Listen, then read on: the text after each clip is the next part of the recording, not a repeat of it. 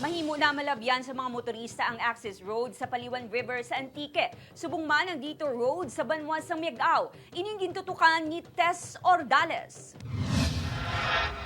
Matapos ang 4 ka adlaw, mahimo na nga malabayan sa mga motorista ang nagubang nga access road o kon roadway embankment sa Paliwan River nga nagakonekta sa mga banwa sa northern kag southern Antique.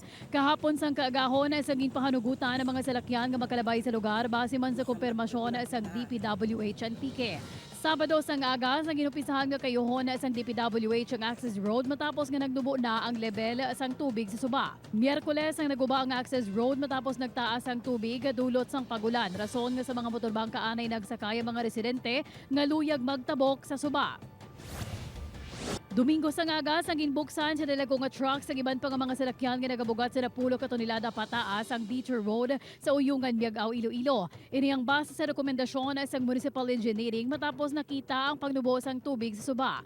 Apisar ginbuksan na padayon ang pagbantay sa mga katapos ng MDRMO agud abisuhan ang mga driver nga maghalong ilabi na nga medyo mahubog pa ang dalan matapos ang pila ka adlaw nga pagtaas ang level sang tubig sa suba. Madumdumang nga 3 ka truck na aberya sa tungas ang suba sa nagtuyo nga magtabog sa piyak sang mabasko gadalulos ang tubig sang nagligad nga semana. Samtang hugot na ginabantayan subong sa mga barangay tanod katapos ng MDRMO ang entrada sa Bailey Bridge sa Uyungan, agud masigurado nga wala sa makalabay nga truck sa nga nagabugat na 10 tonelada pataas. Upod kay Hans Desierto, Tess Ordales, One Western Visayas.